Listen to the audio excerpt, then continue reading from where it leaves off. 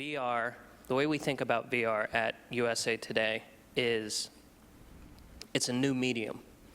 And as a new medium, we have to examine the basics of the sort of fundamentals of storytelling in this new medium. And I think all of us content creators, journalists, whatever you are, Aaron, are currently at a very sort of nascent stage of understanding not just what are the tools of storytelling in a new medium, but what are the tools, how do we use them, and what are the new kinds of stories that we can tell.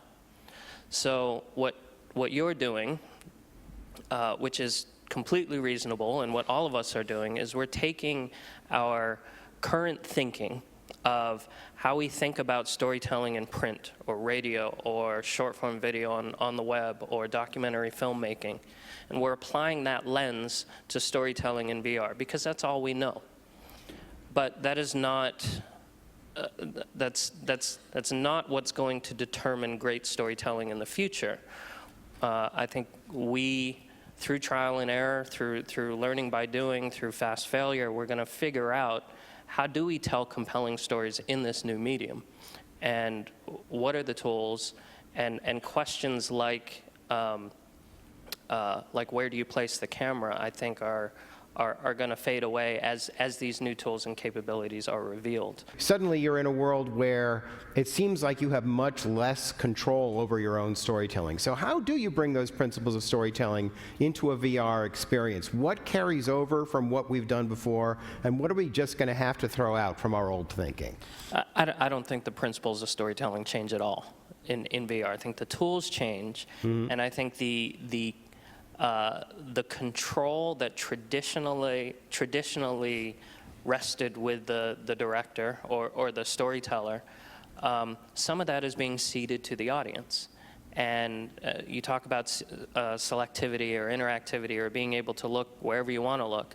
There's a choice there for the audience to follow the narrative that you, the storyteller, are providing, or to experience it in a different way. And that can be unnerving for a lot of people, or freeing for new VR storytellers. That's a terrible phrase, by the way. VR storytellers?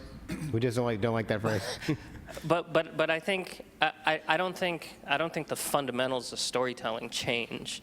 I think it's just what had been sort of control or choices made by the storyteller are now shared with the audience, and that's a shift. There's an opportunity with VR that I think is really exciting with journalism, where it's like cinema verite, where you can't hide a wire or a camera crew, or people can duck behind a rock or something, but there's an opportunity in that to show something as it really is. And so sometimes traditional journalists will say, oh, can't you fake things or do them? And it's like so crazy to me that for so long we've had just a frame like this, that anything could be happening here. You could be on a soundstage, I'm really excited about that and where that goes.